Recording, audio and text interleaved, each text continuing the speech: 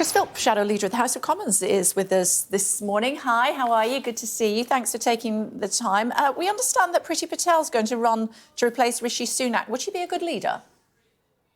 Well, I'm going to wait and see who announces their candidacy. I'll have a good look at all the candidates and make a decision. We're lucky to have lots of people who can credibly run for the leadership, and hopefully it'll be a well-fought campaign. I'm personally in favour of a slightly longer campaign, a longer leadership contest to give us a chance to see all of the contenders put through their paces. But I think we'll find out more about that in the next week or so.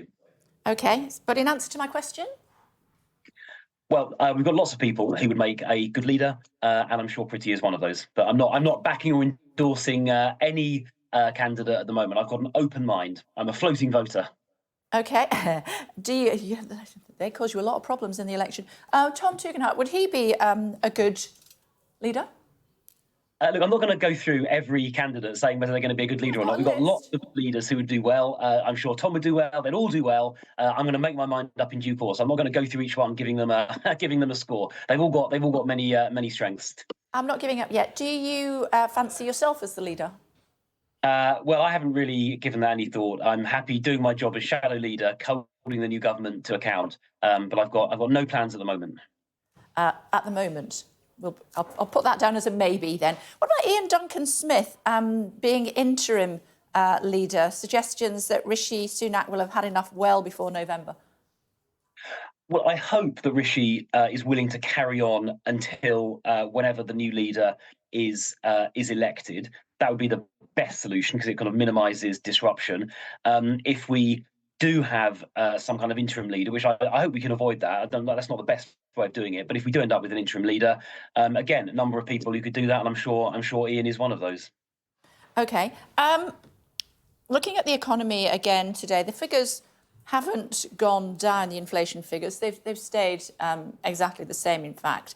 But, the economy is still looking in pretty good shape, and potentially we'll see interest rates cuts next month and maybe even the month after.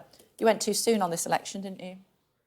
Well, there is an argument to say that we did go too soon because the economic data, as you say, is very strong. But look, the election's kind of water under the bridge now. It happened. It was a very bad result for the Conservatives. But what it does mean is that there is no way that Rachel Reeves can possibly claim the economy is not in good shape.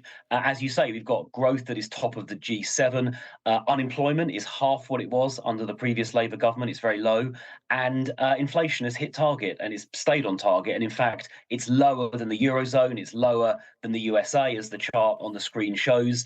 And it paves the way, I hope, for Bank of England interest rate cuts in the relatively near future. So Labour, the new government, has a very strong economic legacy it's inheriting, and there is certainly no basis whatsoever for Rachel Reeves to claim she needs to put through sneaky tax rises.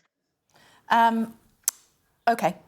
We're going no further on that one, are we, at this stage, except that you might have acknowledged that potentially the election was a little bit too early. Let me ask you about the would-be running mate, or the running mate, the would-be Vice President of Donald Trump, and his suggestions that the UK is an Islamist country with nukes. What should we say in response? Well, I respectfully obviously don't agree with what Senator Vance said about the UK. We are obviously not an Islamist country at all. We've got very strong anti-terror laws, and I don't accept that characterisation in the slightest. But of course, if he's elected with Donald Trump, we'll work. I'm sure the government, the opposition here, will work constructively with them, of course. OK, talk to me back home again about recent figures showing that donations to your party this year are less than a tenth, 90% down of what Boris Johnson was able to achieve in 2019. How are you going to sort that out?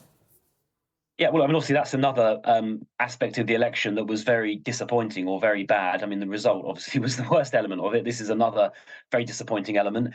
So clearly it'll be up to a new leader to, rebuild links with those donors, as well as we need, the need to rebuild trust with the electorate. There's obviously a lot of rebuilding we're going to have to be doing from opposition, and that's the task, that the new leader's going to have to grapple with. Just before I let you go, obviously it's a big day today. First time, I think, for you that you've not been in power when it has been a king or a queen's speech. What's it going to be like? Well, I mean, I've got to say the view from the opposition benches is not as good as the view from the government ones. It is quite a shock to the system. I spent the last 5 years as a departmental minister, responsible most recently for police and crime, delivering reduced crime, record police numbers. Now I'm sitting on the opposition benches, just sort of commenting on what the new government is doing. And I came into public service to get things done. So that is obviously very frustrating. But one of the good Okay. things about this country is we have a peaceful and immediate transition of power. That's one of the strengths of our country and our system. And that means as an elected public servant, I have to take the rough with the smooth, as that's just the way democracy works. And I obviously accept it. OK, it's good of you to take the time to join us. Come and see us in the studio soon. I know you've had childcare issues, so you couldn't come in today, but we'll see you soon. Thank you. Thank you, Kay.